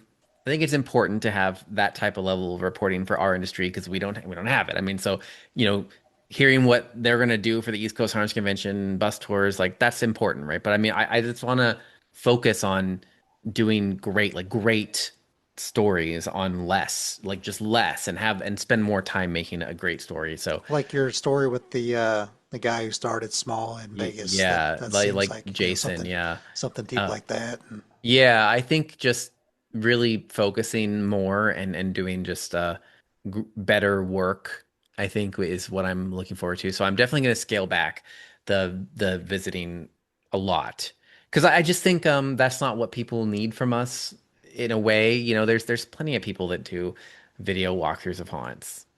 So we don't need to stress so much about making covering all the haunts. Like that's not our job. And so I think I'm more excited about, picking those smaller stories and really working on them. And I'm gonna scale back a lot of our travel in that this year. And so I don't know. I think I'm probably gonna go to Hershey. This is their fifth year of doing Dark Nights, and I think we're probably going to try and do a documentary about telling the 5 year history Oh of some yeah. kind. So I think that'll be a big project.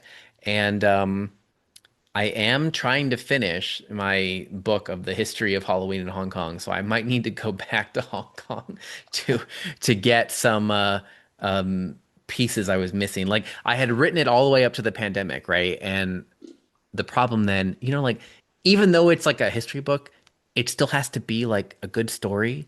And the problem with ending it in like 2020 is that they closed all the Halloween stuff in Hong Kong. So then the story just ends with and then everything closed. And you're like, well, great. That's a terrible ending. And Yeah. so now I've been kind of like sitting on this and waiting and the Hong Kong because that Hong Kong event used to be enormous. It was the Halloween epicenter of Asia. I mean, the Ocean Park there was like Halloween Horror Nights. I mean, huge, huge, massive event. So many they'd fly over. They'd have to get housing to house the actors because there's not enough actors like in Hong Kong to cover all of their shows and all of their haunts.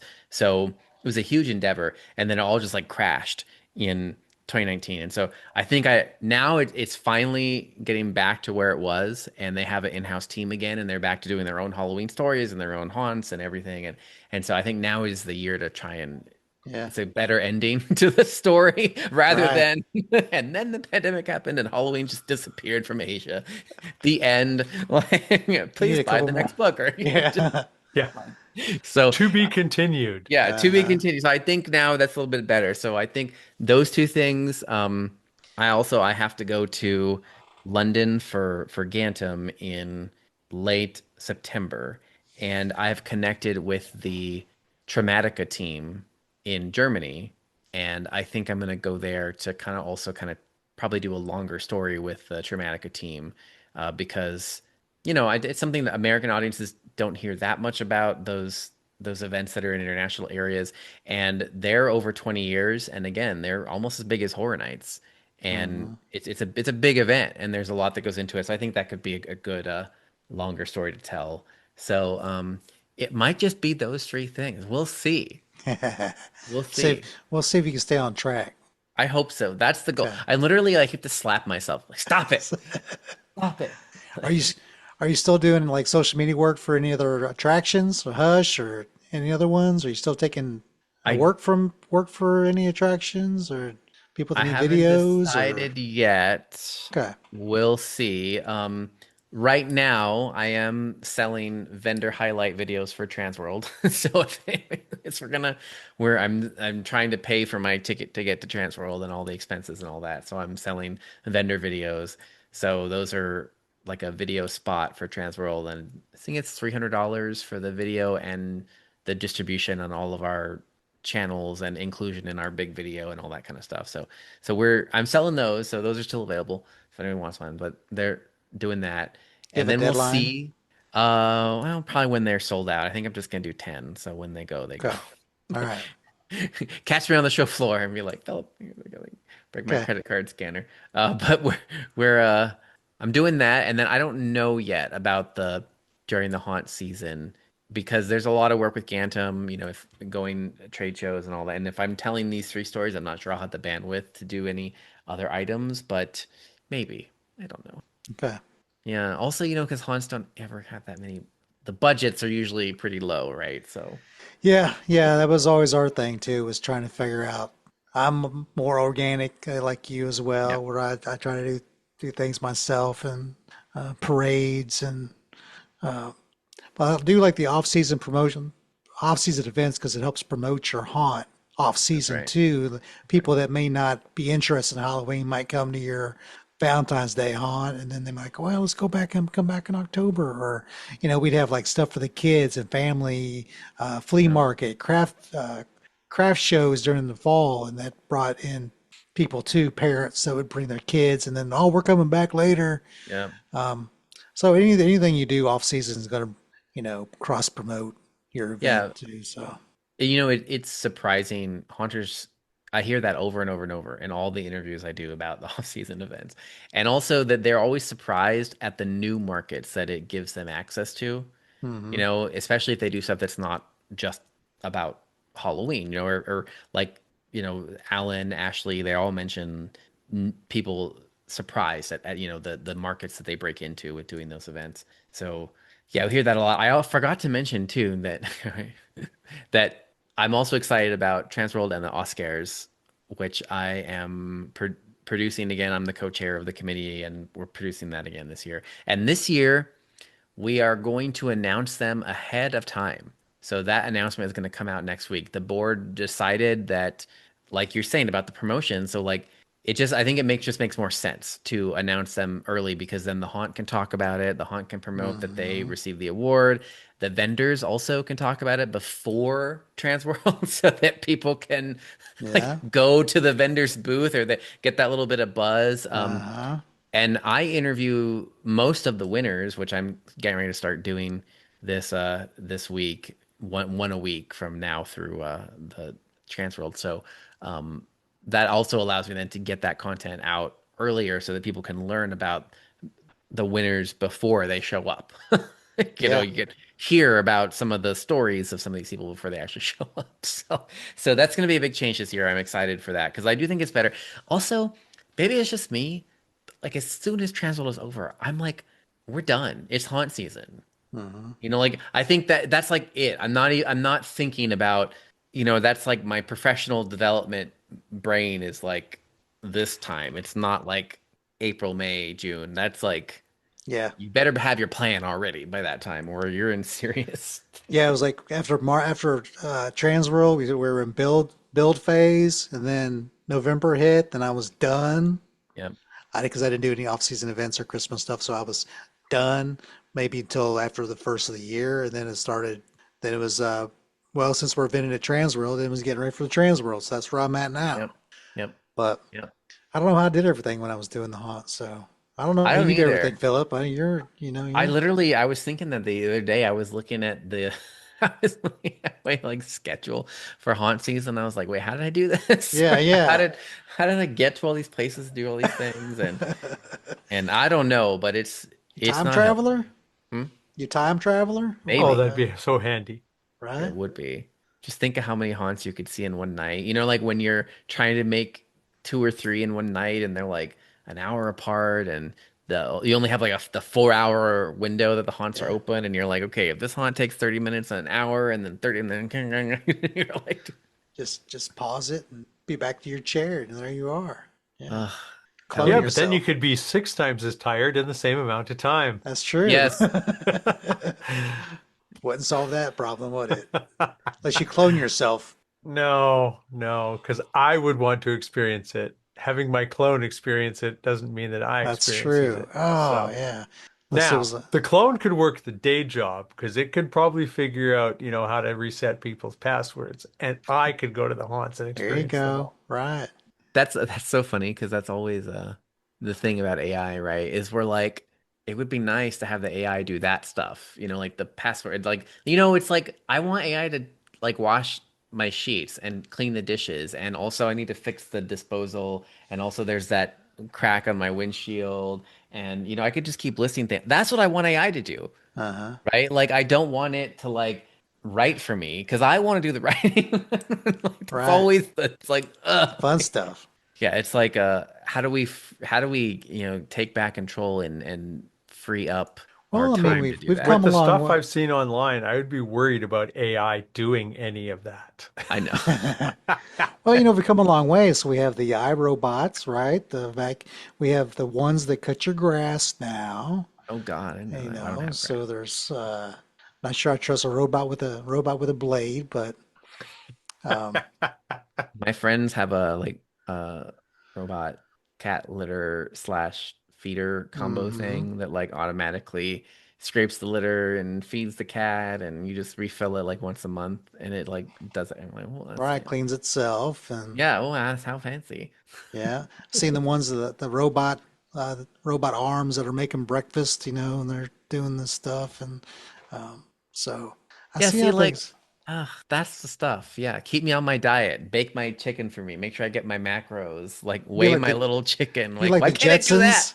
Jetsons, and Rosie, or a little Rosie. Oh, One Yeah. day we'll get there. Yeah. I hope. Well, Philip, thank you for your time. I'll see you. I guess see you at Trans World.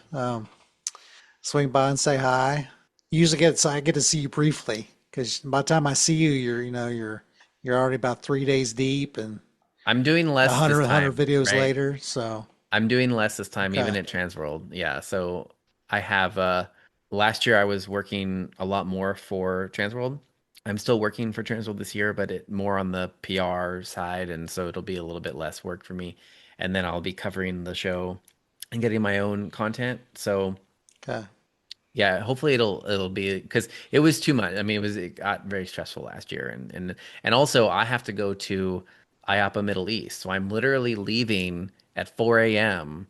Sunday morning from Transworld mm, and going straight to Abu Dhabi. But I have one layover in LA and one layover in Doha, and then we're going to Abu. So it's and so I'm gonna have to like figure out how to logistically do that because I don't need my camera. I gotta like put away my haunt stuff and get out my business person stuff, and take and fly that into the country and yeah, I don't know. So yeah, so I yeah, less is more.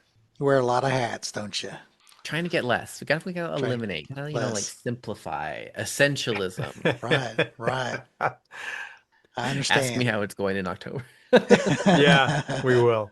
What Well, did we where call? can people find all of the things that you do that they might be interested in if they don't know already? I think the best place is the newsletter that we have for the Haunted Attraction Network. And you can get there from our website. Just go to hauntedattractionnetwork.com and there's a little sign up for the newsletter button there. Um, Daryl reads it every week, literally. He also reads it aloud every week for our podcast version. But Correct I think, typos. yeah, yeah, that's true. I was like, oh, shoot. Uh, so I think we try and put everything there for that. I always link to the green tagged episodes in there, and we always link to all the other stuff that we're doing. So I try and make that the home base for everything. But that aside, you can. I'm most responsive on Instagram or on Messenger, on Facebook. So if you want to send me a message, you can do that. My email is also on the network website, so just contractnetwork.com. Contact. Our email is there. Also, everybody listening, we promote haunts all year round. We do our weekly newsletter. We do all this content. So please send me your press releases about your haunt. We don't charge to promote haunts for that kind of stuff. If you want me to come out to your haunt and make a video, then we know that's different. But like the digital, all this stuff, we do it to help the industry. So go to our website. My email address is there. You can send me information about your haunt. We'll put it in where we can get it in, that kind of stuff. So please do that. And you can also just reply to the newsletter if you're on our newsletter. You just reply to it. A lot of people do that as well. And then we put the news in the next week. But I also do the weekly Green Tagged show, which has a separate website, which you can go to greentagshow.com. And then I write for all those places, like I mentioned. So I don't know about that because maybe just watch my Instagram. Maybe I don't know. Because you're trying to simplify.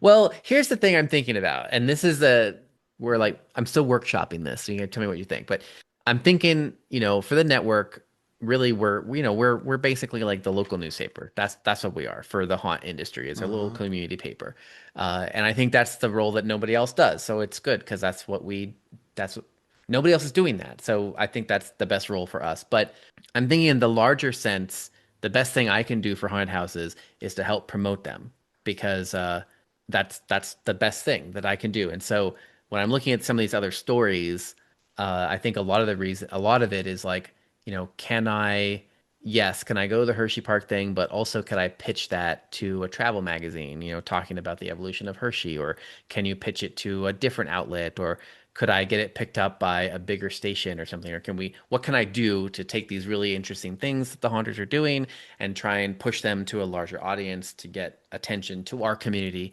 as a whole? So it's not quite so unhinged as it seems, where it seems like Philip, you're doing a million things. It's more like I'm like, okay, Jason's story is a great story about the evolution of Halloween and how it started with a passion for Halloween and it grew and now it's this whole thing. But I'm writing that for a magazine. But it's also a way to get our industry out there. But so, it's still that focus of we're telling really great stories, but I'm also like, how can we get these stories to other people and get it to other industries so they understand the value that our Right. community They has? can relate to Yeah. grassroots and building a Yeah. business and Yeah. setbacks and, That's right. all of that. Yeah. Yeah. I like that idea. Yeah, so that's more what I mean. So it's not quite as unhinged as it sounds. It's more like I'm like, okay, what are these stories? And then how can we get them out there in front of other readers? You know, and then that's balanced with the regular reporting that we do on a weekly basis for the industry. Yeah. Well, Get on the always newsletter. get on the newsletter. Subscribe. Always Is like it- picking your brain, my friend. yeah, it's fun. Did we get all the questions? Are we missing anything? Are we good? No, I think that was all of the questions that were asked in the chats today. But we did have a bunch of people that are watching, so Oh, good. obviously you are well known in the industry, and everybody likes to see the smiling face. Yeah. And we're glad that you could make it on the show this evening and chat for a little while. Yeah. Thank you for having me.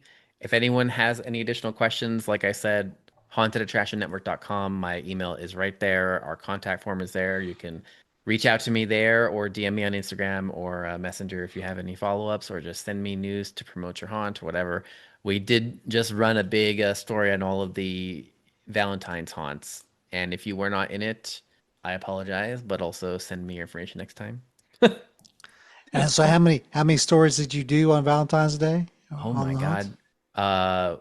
We posted a guide that we just updated, but I did the Horrorland Miami, the Cinema of Horrors event, and we did Love is Blind at Dark Hour and Fright Nights West Virginia event. So one, two, three, four, five stories. Yeah, and then we did the big guide that lists them all by state and who's opening and all that. We put that Yes. on And Facebook to try and get that's that out right on there. the top of that guide is right on the top of the hauntedattractionnetwork.com Yes. website as well.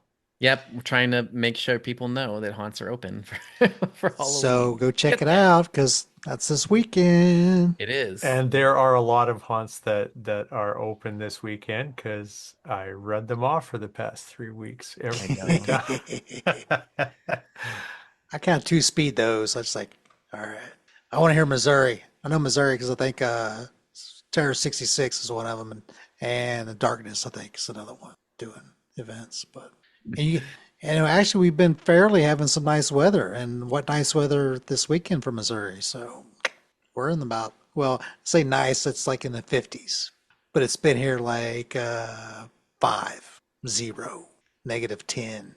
So That's crazy. 50 Yeah. is nice. It's like it's bad when you think I was 45 degrees today and I was wearing shorts. So Yeah. it was nice. Ugh. Yeah. Well, thanks again. Thanks everybody for your questions. Philip will see you at Transworld. So if you see Philip at Transworld, say hi to him. He's a good guy. He'll stop and talk to you. Yeah. Unless Thank you, he's going to a everyone. class or something or going to a Yeah, we know where we know how to get a hold of you. We just don't know where you are at any given moment because you are all over the place. So hopefully that gets to settle down just a little bit this year, but you continue to provide all of this incredible information. And part of Well, that is where I will be guaranteed and where everyone should be is at the Oscars ceremony, which is Yep. Saturday night of Transworld. Doors open at 5 p.m. Ceremony starts at 5:30. The association provides free food to everybody. So you don't need a ticket to enter. You just come in. There's carving stations, there's free food. You get to network with people. So I'll be there for sure. And then Jen called me last week and told me there was some fancy AI guy coming to give a talk at Transworld, and so I'll probably also be at that talk. Oh, sweet. You might know more about AI by next time we interview you. Yeah, we'll Yeah. see. Or the robots will have taken over. Well, until they take over, everyone, thanks for joining us this evening. Have yourself a wonderful Friday the 13th. Happy Valentine's Day as well. Hopefully that love doesn't scare everybody, but scares a lot. It's love bites, love hurts, Exactly. but love can be good too. All right, signing off. Thanks, Philip. Thanks, everyone. Take care, everyone. Till next time. Peace. This podcast episode sponsored by Scarlet Badges. Get your Scarlet Badges at scarebadges.com. Also sponsored by Haunter's Toolbox. Take your haunt to the next level at haunterstoolbox.com. Thank you for listening to Haunt Topic Radio. Please leave a comment wherever you found this podcast. Each comment you leave will help spread the word to other haunters around the world. See you next time.